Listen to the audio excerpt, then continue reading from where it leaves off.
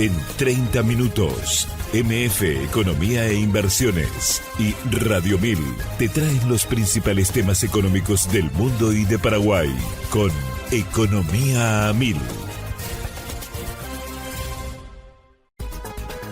Este podcast es presentado por la Bolsa de Valores de Asunción, promoviendo los valores del mercado. Tal, etcétera. Ese es el sistema privado, pero no representa ni el 1% de la población cotizante a la seguridad social en Paraguay. Son las dos grandes patas. Nos centramos en el sector público, IPS, caja fiscal, bancaria, etcétera. ¿Por qué hay que reformarlo? Porque el mundo evolucionó, la sociedad evolucionó, las formas de trabajo evolucionaron, la economía evolucionó. El trabajador de hoy ya no es el trabajador de 1950. Totalmente. Hoy existe el Uber, el cuentapropista, el trabajo online, el home office, etcétera. Eso no existía. Lo mismo, los riesgos laborales que hoy existen no existían en aquella época cuando se creó el sistema previsional, especialmente de IPS. El trabajo en altura, el burnout, etcétera, no existían. La expectativa hoy, de vida incluso. La expectativa de vida, muchas cosas. Entonces, todo evolucionó, pero el sistema previsional se quedó en la década del 50. ¿Y por qué en la década del 50? Porque las leyes que rigen en general a todas las cajas datan de entre 1950 y 1970. Y el mundo cambió. Entonces, evidentemente, vos no podés meter una realidad a empujones en un marco normativo desfasado y anacrónico. Tenés que actualizar tu marco normativo para responder a las expectativas de una sociedad cambiante, demandante, exigente, tanto en pensiones como en salud, que es protección social. Esa es la razón, respondiendo a tu pregunta rápida, de por qué tenemos que debatir este tema y por qué nosotros, algunos técnicos, venimos planteando las reformas necesarias, no solo en IPS, también en las demás cajas. La caja fiscal sabe que está en quiebra. Totalmente. Un agujero negro a nivel del James Watt que, no sé, se va a tragar todo el PIB del Paraguay si no lo solucionamos dentro de poco. La caja bancaria se mantiene relativamente estable, pero tiene un grave problema: las tercerizaciones de los servicios bancarios. Está perdiendo gente que cotiza. Y que tuvo antecedentes malos también en el año 2000, luego de hecho ya quebró por una mala operación que realizó este señor Ifrán Dietrich cuando era presidente de la caja bancaria, que a propósito es hoy representante de los trabajadores en IPS. Ok. Bueno, dato colateral.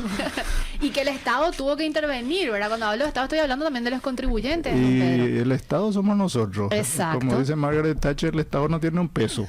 Esa es nuestra plata. Sí.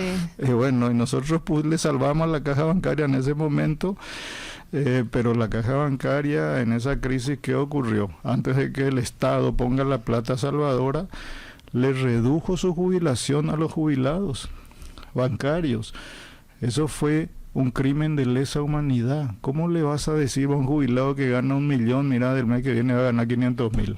Él ya no trabaja, ya es un adulto mayor, ya está enfermo y vos le vas a reducir su ingreso. No puede conseguir trabajo, ya nadie le contrata y vos le reducís. Eso fue un crimen.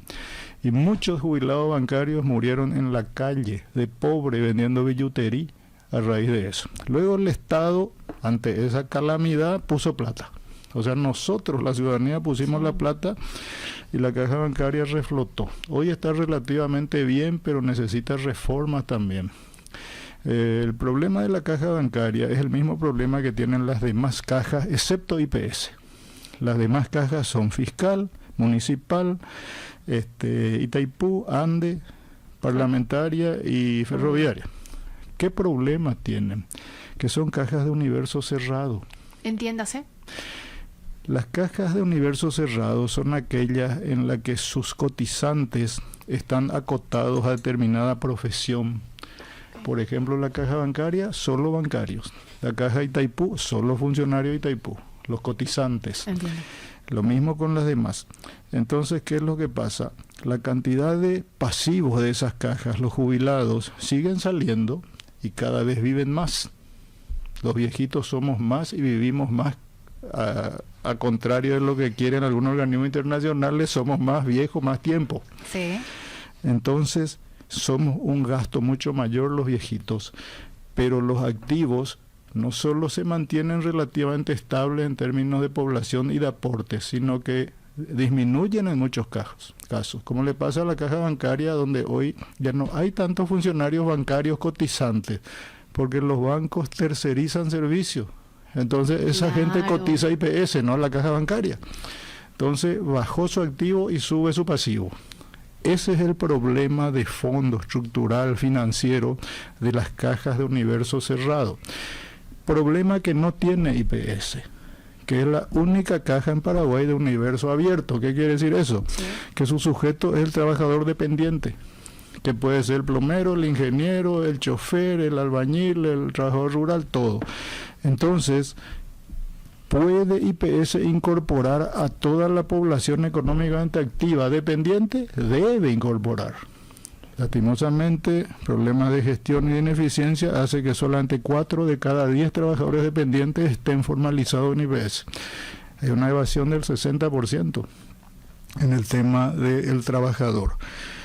Pero IPS tiene esa fortaleza, al ser de universo abierto, puede incorporar gente, lo cual implica mejorar su recaudación, pasar de los 110 millones de dólares por mes actual al doble, si mejora su gestión recaudatoria, afiliatoria y recaudatoria. Para eso no hay necesidad de que se haga una reforma, don Pedro, sino más una cuestión de gestión y obviamente también de interconectarse con otras instituciones que ayuden a ese proceso de formalización. Y mira, yo tengo una visión un poco polémica al respecto. Vos podés mejorar la recaudación atacando la informalidad, evidentemente. Sí. En el país hay 700.000 empresas pequeñas, medianas, grandes, MIPYME, el tamaño que quiera. Sí. Acá en Asunción, Central, en todo el país. ¿Cuántas están inscritas en IPS? 65.000. O sea que la evasión patronal es del 90% para IPS. Sí. Ojo, es una caja de universo abierto que debe incorporar a todo ese grupo patronal evasor. Si IPS lograra aumentar su recaudación, formalizando aparte de ese 90% de empresas evasoras, su recaudación se duplica, se triplica, pero no se hace. Y por ahí me surge otra pregunta, don Pedro, y me gustaría también que nos ayudes a clarificar un poco la estructura de la previsional, porque tiene fondos determinados, y corregime vos ahí en ese proceso, fondo de salud, fondo jubilatorio y el que es el componente de la administración. Pero si incluimos a más trabajadores, sí, se va a traducir en un aumento de la recaudación, pero va a soportar el tema de la parte de salud, que es donde tenemos una deficiencia. Y yo sé que es un capítulo aparte, pero también se plantea sobre la mesa cuando se habla de incluir más aportantes. Sí, totalmente. Como dicen los uruguayos, me dijeron una vez en un taller que hicimos en Montevideo, ustedes van a morir de éxito. ¿Ah, sí? ¿Y por qué?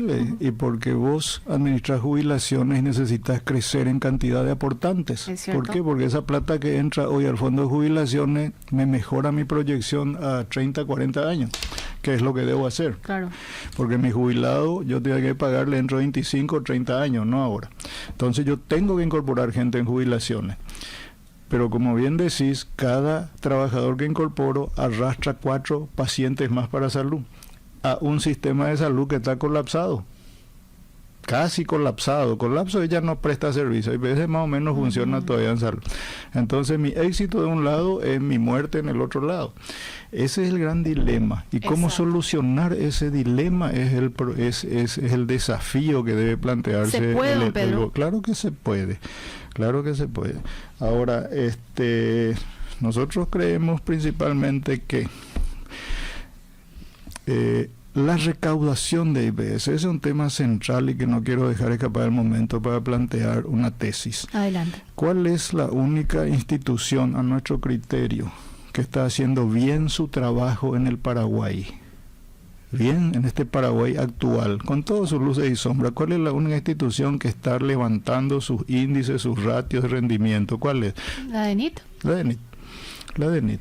Nos guste o no. La DENIT es la Dirección Nacional de Ingresos Tributarios. Exactamente. Nos guste o no Orue o quien sea, la DENIT creo que subió no sé cuánto, 10, 20% la recaudación en relación al año pasado, y las proyecciones indican que seguirá subiendo. O sea que impositivamente está bien.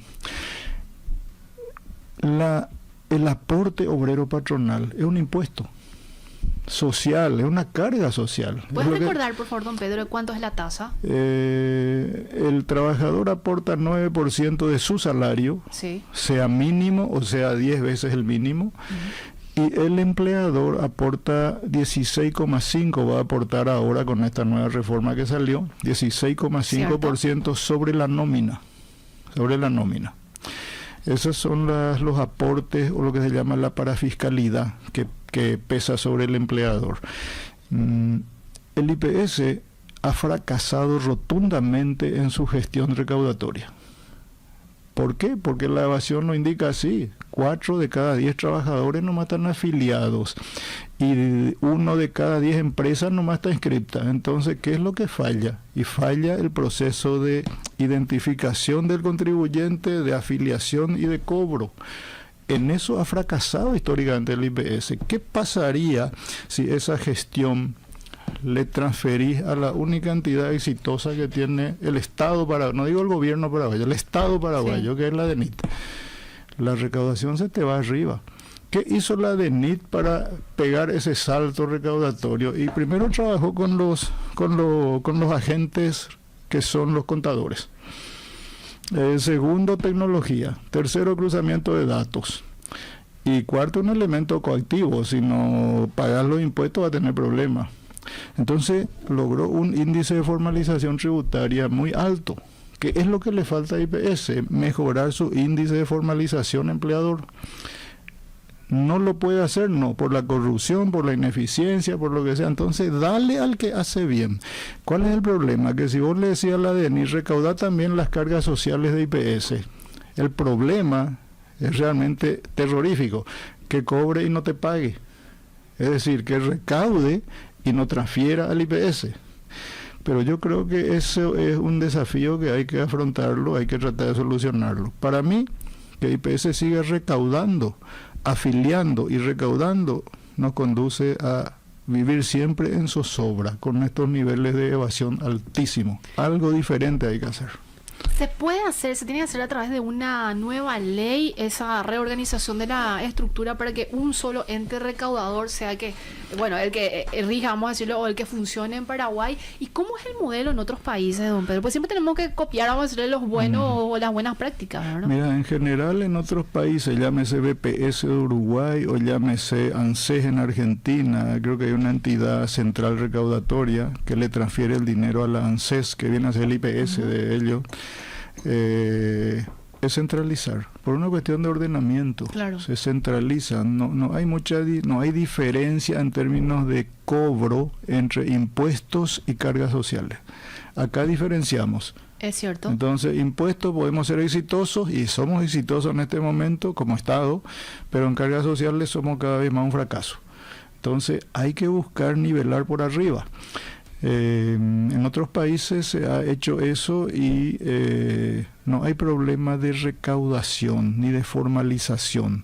De hecho, Uruguay con ese modelo tiene un 96% de población cubierta por la Seguridad Social uruguaya. Argentina no sé. Argentina tiene problemas de otro tipo, más bien políticos, que hacen que se ningunee a los jubilados. Pero el modelo a seguir es ese, centralizar la carga social y la carga impositiva en una sola entidad. Y cruzar datos. No puede ser que de esas 90% de empresas que no figuran en IPS, todas figuran en tributación. Claro. Pagan impuestos pero no pagan cargas sociales, o sea, no tienen trabajadores. Nunca voy a olvidar el caso de una empresa de transporte, esto para terminar el tema, de una empresa de transporte que se le hizo una inspección allá en mi época y tenía 88 vehículos y tenía 8 choferes. Y cotizaba impuestos sobre ese volumen de comercial de 88 vehículos, pero para IPS tenía 8 choferes, no. Entonces, esas son las asimetrías que se pueden solucionar centralizando el cobro de las cargas sociales con los impuestos. Don Pedro, y tengo que decirlo, porque fuiste ex gerente de prestaciones económicas de la previsional por varios años y también funcionario también de la entidad previsional, así que conoces en extenso cómo funciona, pero con esta nueva reforma hubo ciertos cambios. Sin embargo, me gustaría puntualizar en el siguiente punto del juego de palabras. ¿Cómo funciona el IPS con respecto a estos fondos? Ya te planteé la pregunta, pero me gustaría de alguna manera que pudieras dilucidar un poco para que la gente también pueda entender que cuando yo, trabajador, aporto mi 9% sobre el salario, eso se redistribuye en diferentes fondos. No es que va solamente a salud o no solamente a mi jubilación, y también remarcar la importancia de ser formal y de aportar a un sistema previsional, por más que sea la única hoy por hoy el Instituto de Previsión Social. Bueno, lo que me preguntas es el conocimiento básico que hay que tener de IPS. Si vos no entendés esto que vamos a hablar ahora, no vas a entender todo lo que pasa después. Correcto. ¿A qué me refiero? Cuando vos aportás tu 9% de tu salario y tu empleador 16,5% también de tu salario, lo haces sobre la nómina, pero de tu salario también. Sí. Se llama, ¿cuánto es 9 más 25.5%? Correcto. Ok, eso va a ser dentro de 2-3 años más o menos con esta nueva ley. Hoy es 23%, va a ser 25.5%.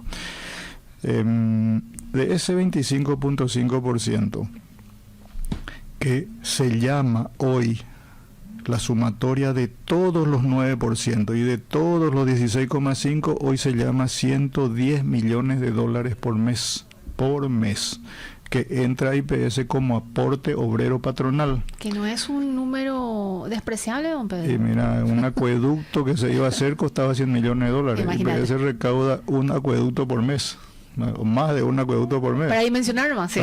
Ok. Entonces, de esa plata, vamos a llamarle 100 para simplificar el análisis. Sí. El 54,13% se va a jubilación. O sea, 54 millones de dólares se va a jubilación, al fondo de jubilación. A salud, ¿cuánto se va? 39, algo se va a salud. 39 millones de dólares se va al fondo de salud, al programa de salud. Sí. Y un 7%, me tiene que dar 100 la suma, un 7% se va al fondo de administración, que es funcionariado, papeles, fotocopias, etcétera. Ese es el IPS. La distribución financiera de los recursos por aporte es ese, 54, 39, 7. Ahora bien, hay algo que entender ahí. Lo que va a jubilaciones va a un fondo común. ¿Qué quiere decir? Es una entidad jurídica, que el fondo común es una entidad jurídica que puede colocar dinero y generar renta. Esa es su finalidad. Por carta orgánica, está por ley, por naturaleza pensional y por ley. Sin embargo, ahí quiero hacer una pequeña acotación nomás, don Pedro, que en la carta orgánica, y si mal no recuerdo, decía que estos recursos tendrían que ser reinvertidos, pero para proyectos o programas productivos. Ok, voy a eso, ¿verdad? Que no me adelante. Es importante la aclaración, don Pedro. Me estás llevando por buen camino. Sí, está bien. Bueno, lo que va al fondo de salud, 39 millones de dólares, que es nuestro ejemplo, no se reproduce. Se va a un programa presupuestario donde lo que entra se gasta en el año. Okay. No sobra nada, generalmente falta luego. Entonces los últimos meses salud pide socorro a todos lados. Reprogramaciones, ampliaciones, de todo un poco para llegar a diciembre. Y acá no contemplamos el 1% que tiene que pagar el Estado. 1,5%, no hablamos de eso, pero después vuelvo sobre el tema. Sí. ¿Por qué hago esta distinción entre la naturaleza de los dos fondos, el fondo de jubilaciones y el programa de salud? Porque el fondo de jubilaciones, como bien dijiste, genera riqueza. Cierto. De lo que recibe, una parte, la mayor parte, usa en pagar beneficios. Ponerle que recibe 54 millones de dólares y paga 52 millones de dólares en beneficio. Le sobra un 2. En teoría. Sí. En realidad sobra más. Hay un discurso mal instalado de que falta, pero eso es absolutamente falaz si vos mirás la recaudación y la distribución. Hay algo ahí que no cierra y que implica que por el camino se pierde plata o se desvía plata. Del fondo de jubilaciones se va para otra cosa. Pero eso ya es un asunto penal. Ok. Paga jubilaciones, paga los beneficios al fondo de jubilaciones y le sobra algo. Eso que le sobra se va a los bancos y va sumando. Hoy son 2.500 millones de dólares en el sistema financiero bancario nacional. Y eso continúa creciendo permanentemente porque permanentemente sobra plata y se va. Entonces, si realmente faltara para pagar beneficios y se usaran las reservas, no se incrementaría el monto del fondo de las reservas técnicas. Tendría que ir disminuyendo. Cada vez hay más plata en los bancos de IPS. IPS es el dueño del sistema bancario. Para que vamos de otra forma, es el gran jugador. Ahora bien, se va a las reservas y eso a su vez genera intereses siderales a su vez. Ese sistema hace que el fondo de jubilaciones sea sostenible en el tiempo, tanto por el volumen de reservas que tiene y que va a tener, como por los intereses que genera y que va a seguir generando, como porque los niveles de evasión obrera y patronal hacen que la gran reserva técnica del IPS sea la gente que no está. Si logras meter un 10% más de la gente que está fuera en la informalidad, tu recaudación se dispara. Esa es la fortaleza financiera de IPS. No te olvides que 4 de cada 10 nomás están cotizando a IPS. ¿Qué pasa si pasas a 7 de cada 10? Tu recaudación se dispara. O a 6 nomás luego. Para el fondo de jubilaciones. Pero para el fondo de salud puede ser catastrófico, porque no tiene capacidad de respuesta para atender ni la población actual y menos una población que aumente al doble. No tiene capacidad de respuesta. Y ahí se puede plantear el desprendimiento o la independencia, don Pedro. Y ahí hay que entrar ya en cirugía mayor y en reformas estructurales. Ahí ya tenés que hablar de lo que ya se habló en algún momento por parte de la ministra Barán, del presidente Brites, el propio Peña, de que vamos a separar salud de jubilación. Tiene sus pros y sus contras. Hay que analizarlo en una mesa muy grande entre muchos expertos, pero es una alternativa.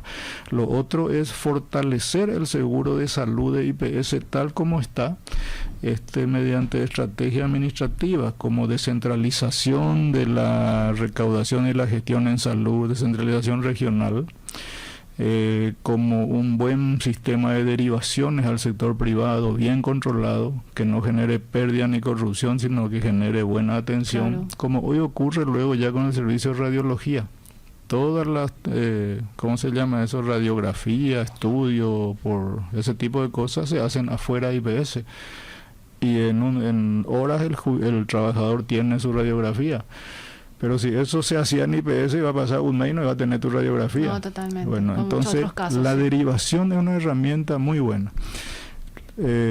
Otra medida administrativa o a lo mejor legislativa para ese seguro de salud y no separarlo, no sacarlo de IPS, si esa es la decisión, es la modalidad de compra de insumos y medicamentos.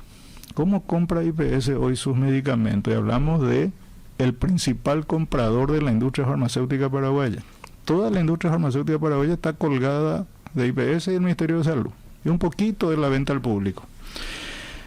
¿Cómo compra hoy IPS y también el Ministerio de Salud? Llaman a una licitación por $10 millones, licitación pública, sí. Se presentan 30 empresas. De hecho, esas 30 empresas ya acordaron todo quién va a vender qué, porque es una logia.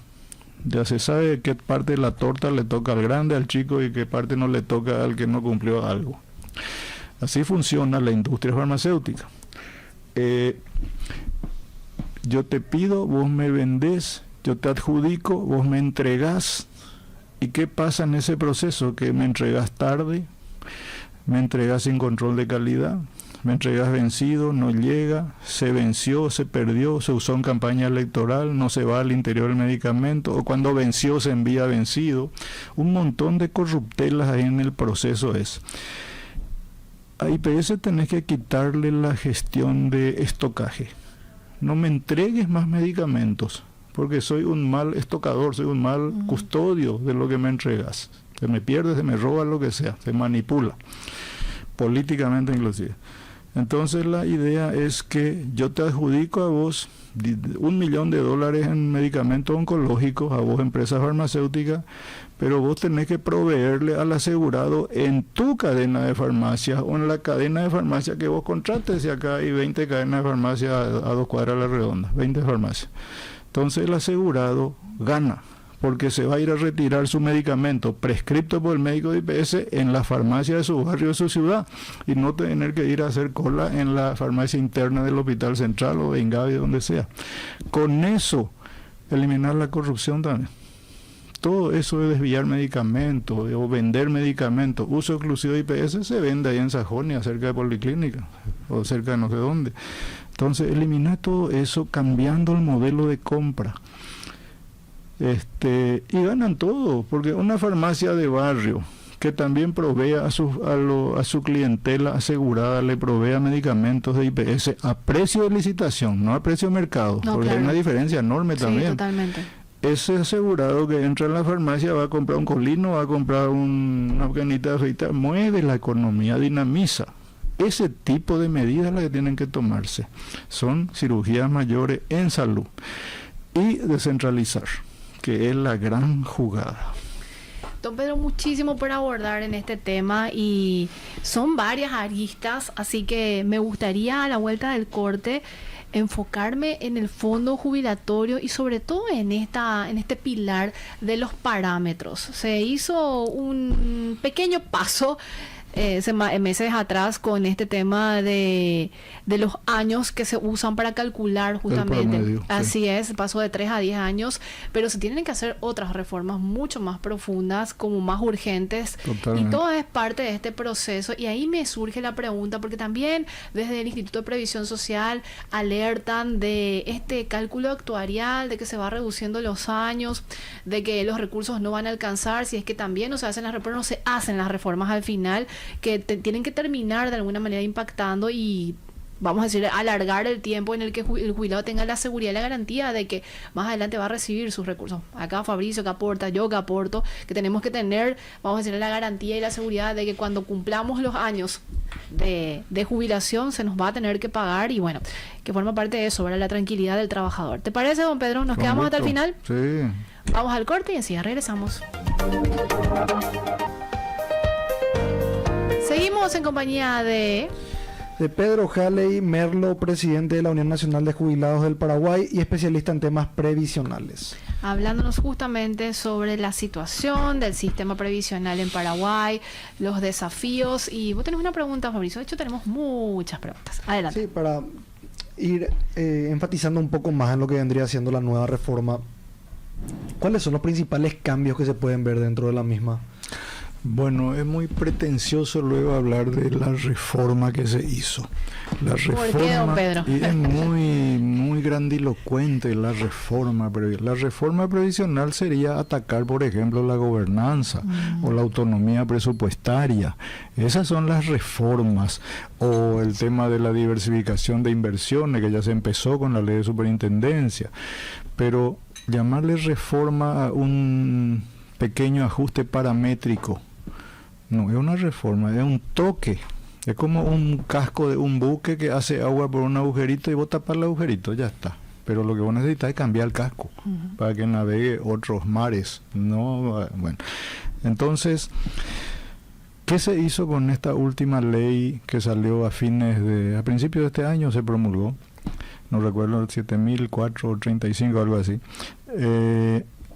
3 cosas importantes. Uno, dice que el aporte patronal adicional se llama. Sí. El patrón pues paga 14% sobre la nómina. Con esta ley pasa a 16,5%. ¿Y cómo sube el aporte? Porque el patrón hoy también paga un 2,5% adicional sobre la nómina, que se va a SNPP, a CENEPA, a SINAFOCAL y a no sé qué otro lado. Sale de IPS, no se queda en IPS. Son unos 3, 4 millones de dólares por mes. Nada despreciable tampoco. Lo que esta ley dice es que esa plata se va a quedar en IPS, en el fondo de salud. Se va a quedar en el fondo de salud. Y eso está muy bien. Nosotros apoyamos y aplaudimos eso, porque hay más recursos para salud, que está luego angustiado. En realidad salud tiene un déficit del 30%. Recibe 30 y algo millones de dólares y necesita 70. ¿Y eso va creciendo, don Pedro? La demanda crece, pero los recursos crecerán en la medida que aumenten los aportes. Por eso que siempre digo, la informalidad es lo que le está matando al seguro de salud.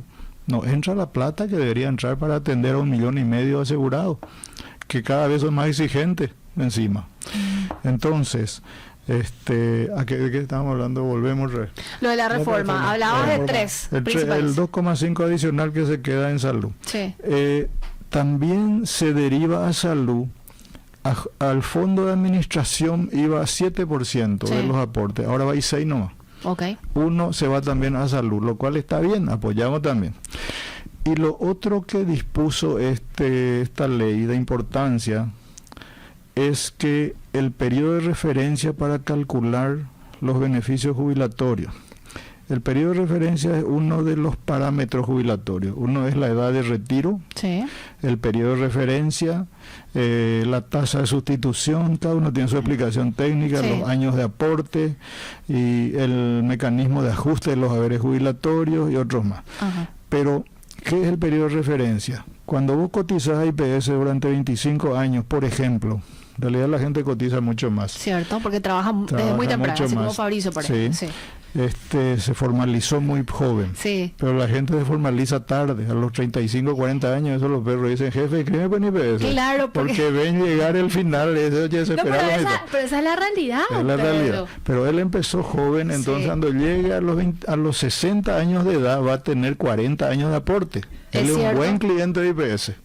Es cierto. Porque rebasó lejos los 25. Y en ese sentido, perdón, yo tengo que puntualizar algunas cosas. No, yo sé. Porque en ese sentido, y ponemos el ejemplo de Fabricio, pero Fabricio vamos a tomar como ejemplo. Y yo también empecé joven, pero bueno, esa es otra parte. En el caso de Fabricio, que ya lo mencionabas, suponte, aportó 40 años. Y en realidad le sirve 25 años nomás, don Pedro, para su cálculo, por decirlo, ¿verdad? Y para que cierre su jubilación. Se debería también de crear una alternativa de que esa diferencia de 15 años, en realidad esos recursos no se pierdan, sino que se reinviertan para que se conviertan en un ahorro, vamos a decirle, para el trabajador. Entonces también se genera un incentivo para decir, bueno, voy a empezar a cotizar desde muy temprano, ¿verdad? Correcto, pero no funciona así. No funciona así por una cuestión de diseño del modelo previsional. Okay. ¿A qué me refiero? El modelo previsional de IPS es de capitalización colectiva, es lo que la gente llama reparto solidario o fondo común. En esos modelos, el que más gana subsidia al que menos gana. El que más tiempo cotiza subsidia al que justo cotiza 25 años. Entiendo. Esa es la solidaridad social de los que más con los que menos.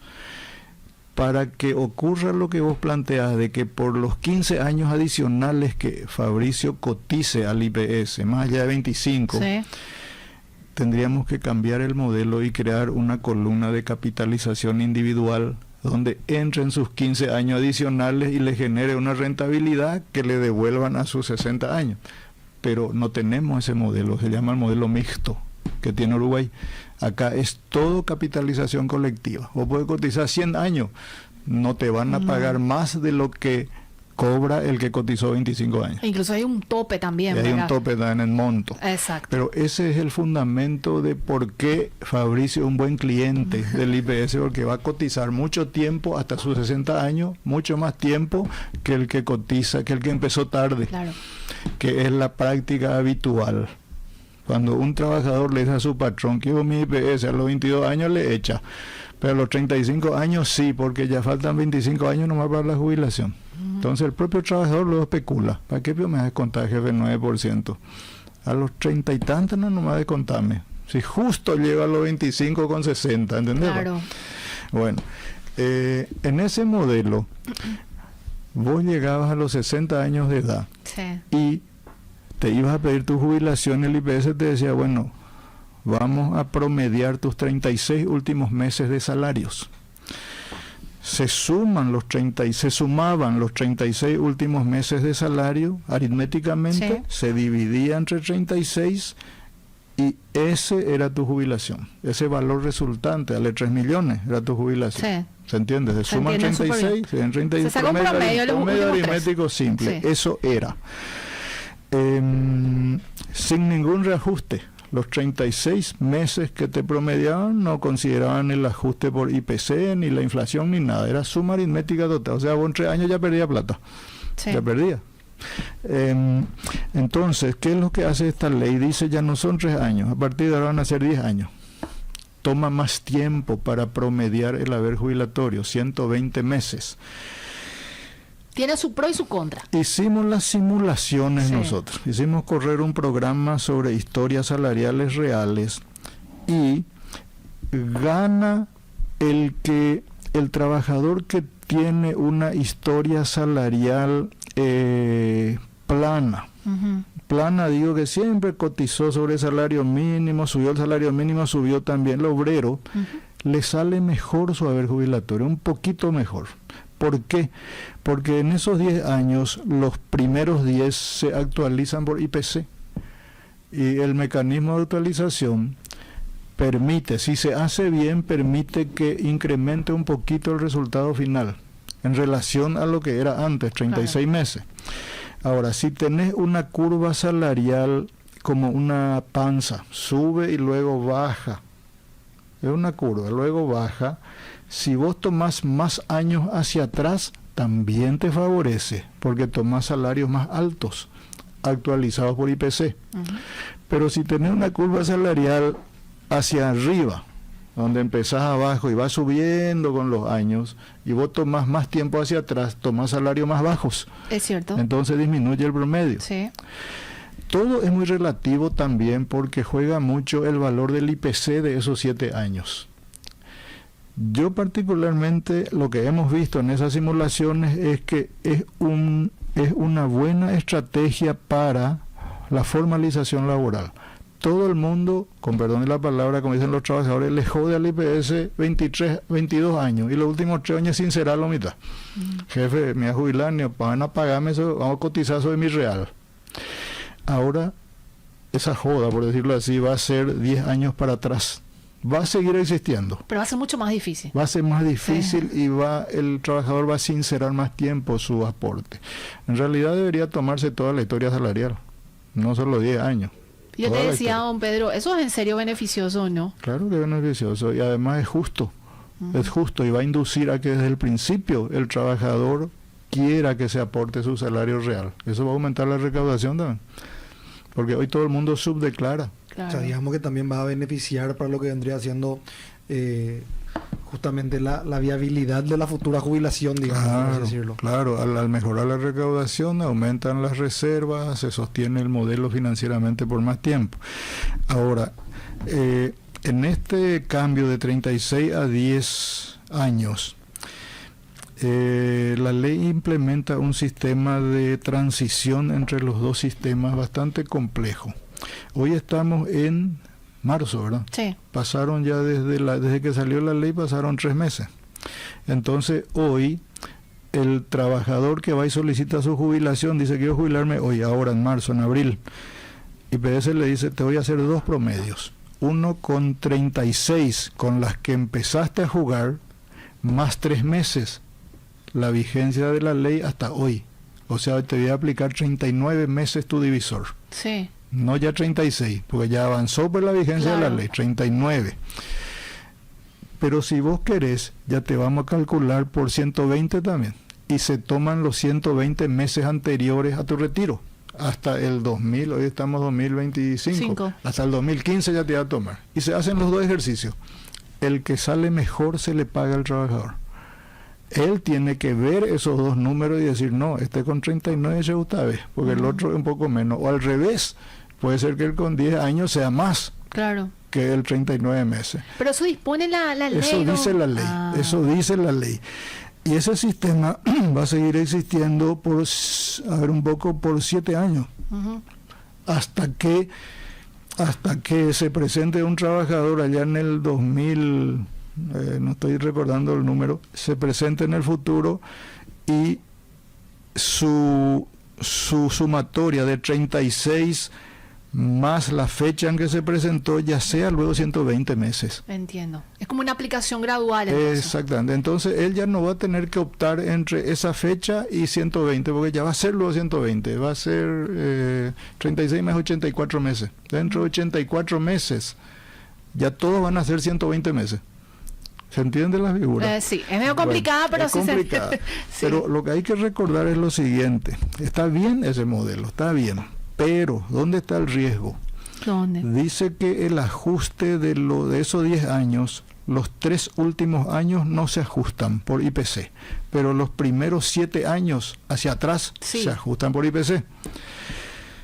Sin embargo, el sistema de IPC no funcionaba como funciona 3 años atrás. ¿Qué es lo que pasa con el IPC, que es un índice bola, un índice falso? El IPC, como determinante del incremento del costo de vida, es una herramienta financiera del Banco Central de macroeconomía, que no traduce, no refleja el verdadero costo de vida, incremento de costo de vida de la persona. Del jubilado. Del jubilado en especial, y del ciudadano tampoco. La lechuga, el tomate, la nata, todo se disparó, pero el IPC del Banco Central sigue bajando. Entonces claro, estamos en dos países. Promedio, pues, entonces un promedio general de todos los productos de diferentes estratos sociales, vamos a decir. Claro, para nosotros es un promedio bastante manipulado que está en función a otros factores macroeconómicos como el endeudamiento país, la imagen que tiene que vender el gobierno hacia afuera, etcétera. Pero que no refleja, vamos a decir, la realidad, sobre todo el cuidado. Pero ¿qué pasaría si de repente viene un 2 años hiperinflacionario? Y a vos te tienen que ajustar dentro de 15 años, a Fabricio le miran hacia atrás y hay que meter 2 años, 3 años con hiperinflación, le tienen que ajustar 40%. No hay sistema que aguante. Entonces es un boomerang también lo que implementaron. O sea, podría ser contraproducente. Podría ser peligroso, y vos sabés que la economía es cíclica. Por eso que ustedes estudian de Friedman y con Hayek, no sé, de los ciclos económicos, qué sé yo. Es peligroso. Es peligroso. Nosotros creemos que tiene que buscarse algún otro mecanismo de actualización de los haberes jubilatorios para calcular la jubilación, y también un mecanismo de ajuste de los haberes jubilatorios ya concedidos, porque hoy el jubilado está cada vez más pobre en términos relativos. ¿Qué quiere decir? Que se le ajusta desde que se jubila hasta que se muere por el IPC, y el IPC es una tendencia a la baja. Cuando empezó en el 92 era 20% era el ajuste residual jubilado, hoy es 3.8 y va a seguir bajando. Entonces no refleja el costo de vida real el ajuste que recibe el jubilado. Ese es otro de los parámetros que hay que revisar en algún momento. Volvamos a la ley. La ley que salió toca el parámetro periodo de referencia. Sí. Todos los demás parámetros que deben tocarse van a generar una crisis social espantosa. ¿Por qué, don Pedro? Nos quedan aproximadamente 4 minutos y esta es una de las aristas también que me gustaría de alguna manera abordar. Y mira, porque sí o sí hay que empezar a debatir la expectativa de vida, que tiene que ver con la edad de retiro. Hay que empezar a debatir la tasa de sustitución, que tiene que ver con la sostenibilidad en el largo plazo del fondo, que tiene que ver con la tasa de aporte. Hay que debatir la tasa de aporte, que tiene que ver con la formalización laboral. Son reformas paramétricas espantosas en el sentido que van a generar una crisis de debate enorme, un estrés social enorme. Pero aún así, eso es lo secundario. Lo principal en términos de reforma previsional es otra cosa. ¿Y a qué me refiero? La gobernanza, la autonomía presupuestaria. ¿Qué es la autonomía presupuestaria? ¿Cuántas veces yo la acompañé como gerente de jubilaciones a un presidente al Congreso para defender el presupuesto de IPS, y veníamos con 50 carpetas bajo el brazo con pedido de nombramiento, de contrato? La aprobación presupuestaria por el legislativo está sujeta a eso. Es una herramienta de coacción y de garrote para que IPS haga favores políticos. IPS necesita autonomía presupuestaria. Si no vive del fisco, no vive de impuestos, vive de sus propios recursos. Entonces, ¿por qué tiene que estar vía ley de administración financiera supeditado a la voluntad política de una comisión de presupuestos, que es una comisión política? Ahí se desvirtúa todo. Y lo otro es la gobernanza. ¿Quién elige al presidente? ¿Cómo se designa al presidente y a los consejeros? Hoy ese consejo es una herramienta política del gobierno de turno, y lo fue en la época de Marito, en la época de Lugo, el color que sea el gobierno, el consejo tiene ese color y funciona en función a ese color, que es coyuntural, que es inmediatista. Nosotros creemos que el presidente y los consejeros de IPS deben ser electos por los asegurados. y deben estar sujetos a revisión de sus actuaciones. Si no cumple, se va. No como ahora que están ahí pétreos, sentados en sus sillones, ganando 40 palos por mes sobre la mesa y no sé cuánto bajo la mesa, y no reflejan los intereses de los asegurados. Por eso IPS está como está. Don Pedro, con esta pregunta te liberamos y agradecerte tu tiempo. ¿Cuál debería ser, tras este pequeño cambio del cálculo para la jubilación, cuál debería ser el otro paso que se debería dar, atendiendo, vamos a decir, el ritmo que estamos llevando y que evidentemente no vamos a poder acelerar? Estoy diciendo podemos, en realidad debe ser el gobierno de turno el que tiene que tomar este tipo de medidas, pero ¿cuál debería ser otro cambio dentro de los parámetros que se deben hacer ya de manera urgente y como segundo paso, por decirlo así? Mira, en pocas palabras, las reformas paramétricas de las que hablamos, sí, e inclusive las reformas estructurales de las que hablamos, gobernanza, autonomía presupuestaria, van a ser pequeños parches nomás otra vez, sí, si es que vos no haces la gran reforma en el sistema laboral paraguayo. ¿A qué me refiero? No podés tener un seguro social sano en una economía laboral enferma de informalidad y de economía subterránea y de etcétera, etcétera. El Estado, cuyo gerente es el actual gobierno, tiene que atacar la informalidad, tiene que atacar la evasión patronal, tiene que atacar la evasión obrera, generar formalidad laboral. Ahí van a funcionar tus instituciones previsionales. Ese es el gran paso, pero yo no sé si políticamente este gobierno tiene el tiempo o las ganas de hacer eso. Don Pedro, muchísimas gracias por el tiempo. Que tengas un excelente gracias. Inicio de semana. ¿Estuvimos con? Estuvimos con Pedro Harley Merlo, presidente de la Unión Nacional de Jubilados del Paraguay y especialista en temas de temas previsionales. Hablando un poco de lo que era la reforma del sistema previsional en Paraguay, Prince. ¿La Unión Nacional de Jubilados a cuánto aglutina? Y hoy tenemos 1.100 socios activos, aportantes, sí, digamos, una cuota voluntaria entre 1.000 y 20.000 guaraníes. Y 25.000 seguidores jubilados. Parece mucho, es poquísimo. Hay 180.000 jubilados en Paraguay. La gran mayoría silenciosa está ahí. Jubilados que viven en punto muerto, porque creen que ya pasaron y ya no tienen derecho ni a protestar ni a reclamar. Mentira. Nosotros le enseñamos al jubilado de cualquier caja que reaccione. Es un miembro de la sociedad, útil a su familia, a sí mismo, a la sociedad, al país. Tiene que salir de la piecita del fondo y ser protagonista de lo que le toca vivir. Don Pedro, muchísimas gracias. Un gusto. Nos vamos despidiendo, Fabricio. Nos vamos despidiendo, Prince. No te digo qué temas tenemos mañana porque... No te voy a decir tampoco. Ah, bueno, no vas a decir tampoco. Está la expectativa. Nos vamos despidiendo, que tengan un excelente inicio de semana. Hasta luego. Este podcast es presentado por la Bolsa de Valores de Asunción, promoviendo los valores del mercado.